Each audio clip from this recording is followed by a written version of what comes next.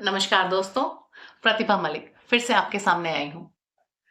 आज ऐसा टॉपिक लेकर आई हूँ आपके सामने जो मेरे दिल के सबसे ज़्यादा करीब है। इतना करीब है कि शायद बचपन से कोई और सपना देखा ना देखा हो, ये सपना बचपन से देखा है, बहुत बचपन तो अपने बचपन का सपना आपसे शेयर करने जा रही हूँ। प्लीज़ सपोर्ट कीजिएगा। अब क्या था मेरा बचपन का सपना? वो था एक बेटी को अडॉप्ट करना, कि कभी तो एक बेटी अडॉप्ट करूँगी। आपकी जानकारी के लिए मैं बता दूं कि मैं 2 बच्चों की माँ हूँ। एक मेरी 5 साल की बेटी है जो कि बायोलॉजिकल है, एक मेरी 1 साल की बेटी है जो कि एडॉप्टिव है। हाल फिलहाल ही 6 महीने की थी जब हमने उसको अडॉप्ट किया और अभी हम 4 लोगों की फैमिली है। अब ये जो एडॉप्शन वाला वीडियो मैं बना रही हूँ, ये पूरा सीरीज़ रहेगा, मैं आपको शुरू से लेके एंड तक सब बताऊँगी कि आइडिया क्यों आया, कब आया, फिर कब अप्लाई किया, मेरे हस्बैंड का क्या व्यू था और फैमिली का क्या क्या क्या पॉइंट ऑफ व्यू था, कैसे सबको मनाया, फिर कब अप्लाई किया, कितना टाइम लगा, क्या-क्या अपनी पहली वाली बेटी को कैसे मेंटली रेडी किया। ये सब चीज़ें जो भी टेक्निकल प्रॉब्लम्स थी या फैमिली प्रॉब्लम्स थी या जो भी फॉर्मेलिटीज़ थी, इस पूरी सीरीज़ में हम सब कवर करेंगे। तो वो सब लोग जिन लोगों को फ्यूचर में एडॉप्शन के बारे में सोचना है या ऑलरेडी सोच रहे हैं या ऐसे पेरेंट जो बायोलॉजिकली बच्चा नहीं कंसीव कर पा रहे हैं, तो उन लोगों के लिए बहुत ही बेनिफिशियल वीडियो है। प्लीज़ आप सब लोग कोशिश कीजिए कि उन सब लोगों तक ये वीडियो पहुँचे, शेयर ज़रूर कीजिएगा। बहुत ही इन्फॉर्मेटिव और बहुत ही एनलाइटनिंग वीडियो है। चलिए एकदम शुरू से शुरू करते हैं। सबसे पहले मैं आपको बताती हूँ ये आइडिया आया कहाँ से। अब ये आइडिया आया मेरे बचपन से। अब आइडिया बचपन से कैसे आया? मेरा बचपन गुजरा हरियाणा में।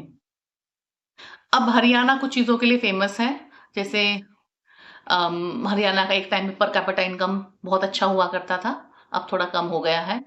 हरियाणा से स्पोर्ट्समैन बहुत अच्छे निकलते हैं। ओके, हरियाणवी गाने भी थोड़े फ़ेमस हो रहे हैं।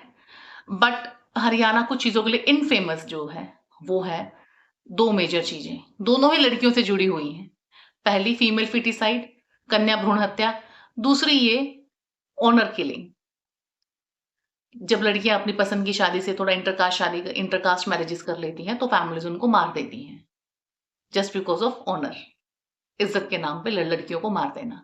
हरियाणा इन चीजों पे टॉप पे है, हमेशा से टॉप पे रहा है। हरियाणा का सेक्स रेशो आज भी पुअरेस्ट है। और जब मेरा बचपन चल रहा था उस टाइम पे एक और चीज थी कि ये जो स्कैन होता है जिससे कि हम पेट में ही पता कर सकते हैं कि whether the child is male और फीमेल, वो स्कैन अलाउड था। आजकल बैन हो गया है, that is thank God for that. But उस टाइम पे ये अलाउड था। तो मेरा बचपन उस दौर में गुजरा है जब ये अलाउड था। तो जब ये अलाउड था तब आई यूज्ड टू सी कि एवरी सेकंड फैमिली या मोस्टली मेरे आसपास तो major major part of the families ये स्कैन करा रही थी, और अगर लड़की पेट में थी तो उसको अबॉर्ट करा रही थी। मतलब मैंने अपने सामने ऐसी मदर्स को देखा है, ऐसी औरतों को देखा है जिन्होंने एक के बाद एक के बाद एक के बाद ऐसे 4-5 अबॉर्शंस कराए हैं to get one male child. और उस टाइम पे दिल दुखता नहीं था, पर बच्चे थे हम लोग, पर ऐसे समझ नहीं आती थी ये बात, ऐसा क्यों कराते हैं? ऐसा क्यों करा रहे हैं ये लोग? पता तो चल जाता था, ऑब्वियसली कोई खुल के नहीं बताता था, but you you get the sense of it. पता तो चलता था ना, जब कोई चीज़ इतनी ज़्यादा प्रिवेलिंग हो सोसाइटी में, आपने आपके आस-पास, तो पता तो चल जाता है सब। तो ये समझ नहीं आता था। पेरेंट्स से पूछते थे कि ऐसा क्यों कर रहे हैं? तो सीधा सा जवाब कि लड़का चाहिए ना, लड़का ज़रूरी होता है ना, इसलिए करते हैं। फिर अगला सवाल आ जाता है, लड़का क्यों ज़रूरी होता है? अरे तो फैमिली में लड़का तो चाहिए ना, तो वारिस कौन बनेगा ना? ओके, तो ये थोड़ा लॉजिकल लगा कि हाँ ठीक है, वारिस तो चाहिए। फिर थोड़े बड़े हुए, फिर थोड़ी समझ आई, फिर फिर ऐसे देखा कि हमारे इंडिया की प्राइम मिनिस्टर एक इंदिरा गांधी बन चुकी हैं। वर्ल्ड के बहुत अमीर-अमीर लोग हैं, in fact richest of the people of the world, a few of them have daughters only, उनकी सिर्फ बेटियां हैं। फिर अपने पेरेंट्स के पास गए, अपने आस-पास के लोगों के पास गए। आपको पता है फलाना-फलाना की सिर्फ बेटी है, उनके पास मतलब दे आर मिलियनेयर, बिलियनेयर्स, और आप लोगों के पास जो ये छोटी-मोटी थोड़ी बहुत प्रॉपर्टी है, आप लोगों को इसका वारिस नहीं मिल रहा है। और इसके बारे की आपको चिंता हो रही है। अगर आप लड़कियों को इक्वल अपॉर्च्युनिटीज़ दो, अच्छे से पढ़ाओ-लिखाओ, अच्छे से सब करोगे, तो इतना सब लड़कियाँ सँभाल सकती हैं। लड़कियाँ पता नहीं क्या-क्या कर रही हैं। तो ये शायद लॉजिक उनको समझ नहीं आया ऑब्वियसली, और वो अपनी दुनिया में जीते रहे।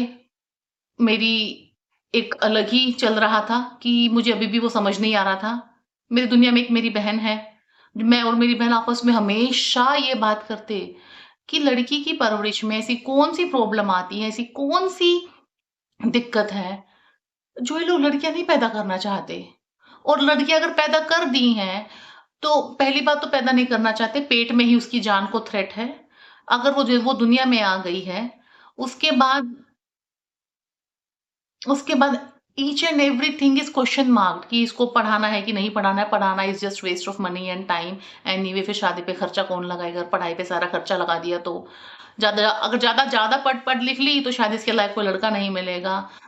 तो बेसिक सा पढ़ा दो कि ठीक है, ऐसा भी नहीं हो कि अनपढ़ लड़की है और ऐसा भी नहीं हो कि मतलब टू मच एम्बिशियस है, वो सब नहीं करना है। फिर इसको मैरिज मटीरियल बना दो, इसका घर का काम सिखा दो, बाहर नहीं जाने देना, ढंग के कपड़े नहीं पहनने देना, लड़कों से बिल्कुल बात नहीं करने देना। एंड समहाउ इन सब चीज़ों से निकल के अगर कोई ऐसी लड़की ने इंटरकास्ट शादी कर ली, अपने पसंद की शादी कर ली, फिर उसका ऑनर किलिंग कर देना। और फिर अगर पेरेंट्स की पसंद की शादी कर ली, तो शादी के बाद उसका जो भी हाल होता है, उसको कोई मार रहा है, उसको कोई पीट रहा है, बच्चे के लिए प्रेशराइज़ कर रहे हैं, हर साल बच्चा पैदा करवाया जा रहा है, तो there is nobody to support her. और ऐसा ही पूरा समाज था, ऐसा ही पूरा खानदान था। और ये देख के ऐसा लगता था कि और कई बार हम लोगों को ये फ़ील भी करवाया जाता था और खुद भी फ़ील होता था कि थैंक गॉड हम लोग ज़िंदा तो हैं। मतलब इस हद तक अपनी एग्ज़िस्टेंस पे प्राउड होने लगता था कि अरे चलो शुक्र है हमको लाइफ़ तो मिली। अब लाइफ़ मिल गई है तो शायद कुछ कर लेंगे। There are thousands and lakhs of girls जिन लोगों को सूरज की पहली किरण भी नहीं दिखी। उनको कभी ज़िंदगी ही नहीं दिखी। तो शायद हम उन लकी लोगों में से हैं, जिन लोगों को ज़िंदगी तो मिली है ना। राइट्स-वाइट्स छोड़ दो, राइट्स-वाइट्स गए भाड़ में, ज़िंदगी तो मिली है ना।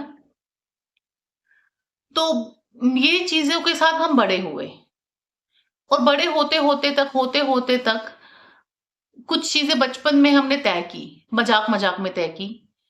वो ये तय की थी कि एक तो ना ये जो पूरा सेटअप है, ये सेटअप ठीक नहीं है। ये पूरा जो सोसाइटी का सेटअप है, इतना ज़्यादा पुरुष प्रधान समाज, इतना ज़्यादा पैट्रियार्कियल, इतना ज़्यादा पुरुषों के अकॉर्डिंग हर चीज़ उनके अकॉर्डिंग होना, खाना-पीना, पहनना, रहना, सहना, शादी के बाद भी जब माना जाता है वो इक्वल पार्टनर्स हैं, वो कंपैटिबल इक्वल पार्टनर्स हैं, तब भी औरत का किसी भी चीज़ में पैसा, बच्चे, घर, सामान, फर्नीचर किसी भी चीज़ में कोई से ना होना, ये चीज़ें बहुत, बहुत अंदर तक दहला देती थी कि ये कैसा सेटअप है? मतलब समझ ही नहीं आ रहा था। एंड आस-पास के ना मोस्ट ऑफ लोग इस चीज़ में कंफर्टेबल थे। अम, इ if I am not wrong 90% तक पॉपुलेशन ना इस चीज़ में कंफर्टेबल थी क्योंकि उनको लगता था यही सेटअप है। मुझे भी वही लगता था यही सेटअप है। बट समहाउ ये लगता था कि इससे बाहर भी निकला जा सकता है। तो इसलिए ज़्यादा लोग थे नहीं जिनके साथ मैं ये सब बात कर पाऊँ। अपनी मम्मी से बात करती थी, उनको बताती थी कि मेरे को नहीं रहना है ऐसे सेटअप में, मैं नहीं रह पाऊँगी और मेरे को शादी भी नहीं करनी है क्योंकि मेरे आस-पास ऐसी कोई शादी नहीं है, जो मुझे ये एहसास दिलाए कि शादी एक खूबसूरत चीज़ है, एक अच्छी चीज़ है, कंपेनियनशिप बहुत अच्छी चीज़ होती है। शादी के बाद जब 2 लोग मिलते हैं, जब 2 लोग मिलके घर बसाते हैं, तो उसमें कुछ खुशी होती है। बच्चा मिल के रेज़ करने में कुछ वैल्यूज़ होती हैं। घर का काम करने में, कुछ करियर बनाने में, हस्बैंड वाइफ की कभी कोई वो बॉन्डिंग देखी ही नहीं, जिससे कि ये थोड़ा भी ये फ़ील आए कि अ, बड़े होके शादी भी करना है। हर तरफ, हर जगह मतलब हर जगह इतना ज़्यादा operation, suppression, regressive nature, violence, पेट से लेके बड़े होने तक देखा ना, तो इससे ना 2 बातें दिमाग में बैठ गई। एक तो ये कि ना इस समाज से थोड़ा बाहर निकलना है। दूसरा ये कि लड़कों से नफ़रत हो गई। आदमी पूरी जात से ही नफ़रत हो गई कि शादी तो नहीं करनी है, लाइफ़ में कभी शादी नहीं करनी है। और तीसरा ये कि जो इन लोगों को इतनी प्रॉब्लम हो रही है ये लड़कियाँ पैदा करने में या लड़कियों को रेज़ करने में इतनी इतनी जो ये दिक्कतें हैं, मैं एक दिन बड़ी होंगी, एक बेटी अडॉप्ट करूँगी, उसको रेज़ करूँगी, हर वो सहूलियत दूँगी, एकदम इक्वल अपॉर्च्युनिटीज़ दूँगी और फिर देखती हूँ मैं कि मेरी लड़की किस लड़के से कम्पीट नहीं कर पा रही है। उस टाइम पे बचपने में ये बातें सोच ली मैंने और मेरी बहन ने मिलके और हम अपनी ज़िंदगी को कैरी ऑन किया कि चलो ठीक है, बड़े होके ये कर लेंगे, कुछ और करें ना करें ये सब कर लेंगे, इतना इनफ हो जाएगा। धीरे-धीरे टाइम गुज़रता गया, मेरी 12th पास हो गई, 12th के बाद सोचा फ़ॉरेन चली जाती हूँ, शायद इट वुड बी ईज़ियर वहाँ पे रह के ये सब काम करना शायद ईज़ी होगा। फैमिली ने सपोर्ट भी अच्छे से किया बट फैमिली में कुछ डिस्प्यूट्स ऐसे हो गए, फाइनेंशियल क्राइसिस ऐसे हो गए कि नहीं जा पाई। चलो कोई बात नहीं, फिर लगा कि शायद भगवान का कोई और प्लान होगा और था भी। इससे बेटर प्लान था शायद भगवान के पास मेरे लिए। तो अब मेरे मेरे इस रूट में मेरी मुलाकात मेरे हस्बैंड से हुई। उनका क्या व्यू था एडॉप्शन को लेके, उनको मैंने कैसे बताया और उनके क्या विचार थे, ये मैं आपको अगली वीडियो में बताती हूँ। प्लीज़ इस वीडियो को जितना हो सके शेयर कीजिएगा। बहुत इन्फॉर्मेटिव और बहुत ही बेहतरीन वीडियो है। नमस्कार, मिलती हूँ आपसे अगली वीडियो में। लाइक, शेयर और सब्सक्राइब करना मत भूलना। Thank you.